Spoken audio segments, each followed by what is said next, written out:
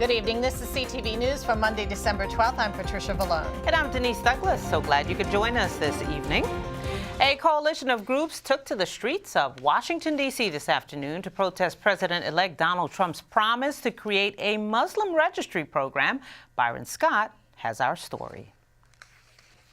Marchers began at the Department of Justice and made a brief stop at Trump Hotel before coming over here to the White House.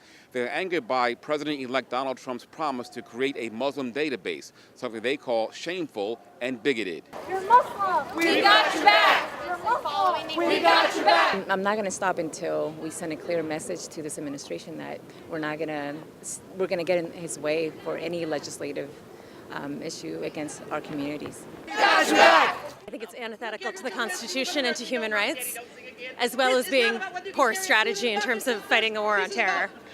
We got your back! That would be terrible. Identification is the first step before things such as incarceration and potentially even annihilation.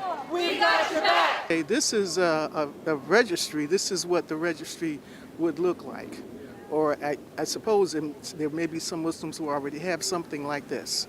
This is what people will be forced to carry who have this registry. And we don't know, and then also they could probably be deported, or for all we know, they could be put in internment camps again. Given the kind of administration we have, there's no telling. Down and Sears! I say that that's pretty xenophobic and racist, and that like putting an entire religion into a box like that and saying that they're dangerous is the same kind of thinking that happened during World War II, and we certainly don't want to go down that road. When we sing together, we are in calm union. So I think we have to do what love requires, which involves shutting this down. Do our best.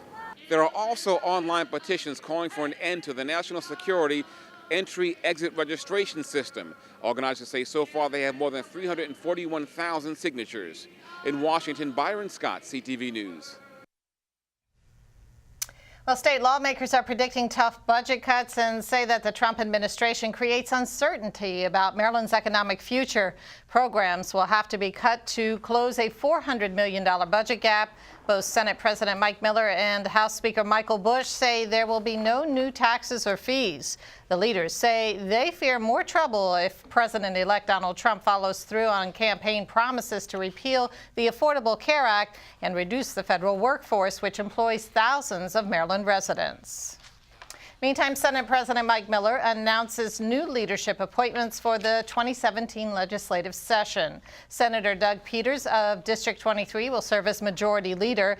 He has served in the Senate since 2007 and as chair of the Prince George's delegation. I was honored to be named Majority Leader by President Miller. It's been 53 years since Prince George's County has had the Majority Leader.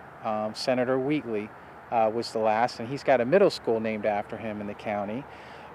So it's great to have the county having the Majority Leader. I was the caucus chair prior to that. Peters says the budget is one of the top priorities when the General Assembly convenes in January.